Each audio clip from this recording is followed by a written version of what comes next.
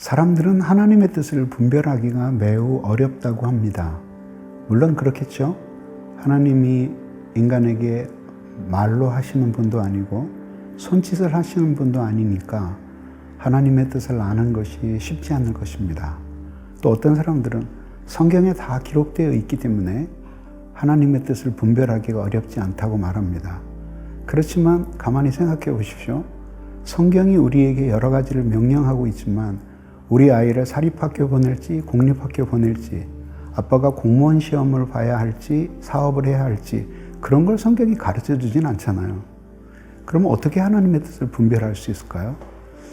많은 사람들이 하나님의 뜻을 분별하는 것이 어렵다고 하지만 생각보다 쉽습니다. 하나님의 뜻을 분별하기 어려운 것은 대부분 우리의 욕망 때문입니다. 자, 한번 머릿속에 그림을 그려보십시오. 아주 잔잔하고 고요한 호수가 있습니다. 바람 한 점 불지 않습니다. 그러면 그 호수 위에 주변에 있는 나무에 그림이 비칩니다. 그러면 호수면만 봐도 거울처럼 아주 선명하게 주위의 풍경이 그대로 찍혀 나오듯이 그림처럼 색감까지 느껴집니다. 그런데 이걸 어쩌나요? 잠시 후에 바람이 불어요. 그러면 물길이 치겠죠. 아주 조금 바람이 불었을 뿐인데 이 아름다운 그 거울에 비친 것 같은 풍경들이 모두 흐트러지기 시작해요. 그리고 그 물결을 봐서는 도대체 그 호수 주변에 무엇이 있는지를 알 수가 없게 되는 것이죠. 이게 바로 하나님의 뜻을 분별하는 데에서 우리가 겪는 어려움이에요. 물론 하나님의 뜻은 하나님의 말씀에 잘 나타나 있기 때문에 어떤 상황에 닥쳤을 때 그와 유사한 상황에 대해서 가르쳐주는 교훈이 성경에 있는지를 찾는 것이 제일 중요해요. 그것만으로 충분하지 않아요. 그 다음엔 뭐냐면 마음의 욕심을 버려야 돼요.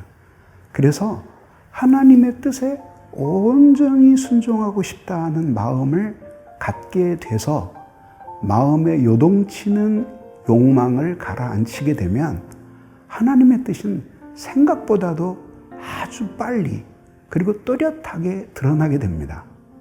하나님은 순종하고 싶어하는 사람에게 당신의 뜻을 즐겁게 빨리 보여주시고 아무리 많이 기도하는 척해도 진정으로 순종할 의지가 없는 사람들에게는 하나님의 뜻이 잘 드러나지를 않는 법입니다.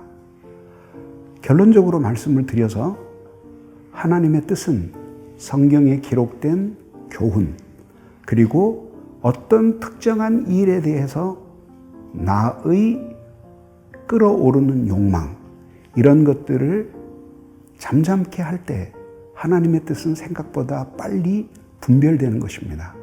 여러분들이 이렇게 하나님의 뜻을 분별한다면 삶의 많은 시간들을 낭비하지 않고 하나님이 기뻐하시는 길을 쉽게 선택할 수 있으리라고 믿습니다.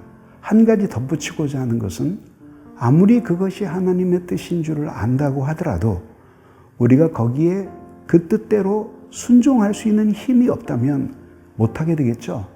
그렇게 순종할 수 있는 힘이 바로 하나님의 은혜입니다. 하나님의 사랑의 감동이죠. 여러분들이 이 두 가지 하나님의 성경을 통해 무엇을 말씀하시는지를 깨닫고 어떤 특정한 사안에 대해 자기 욕심을 버리고 하나님께 온전히 순종할 수 있는 은혜를 받을 때 주님의 뜻을 분별하는 것뿐만 아니라 순종하는 것이 생각하는 것보다 그렇게 어렵지 않다는 사실을 깨달을 수 있습니다. 한번 해보시겠습니까?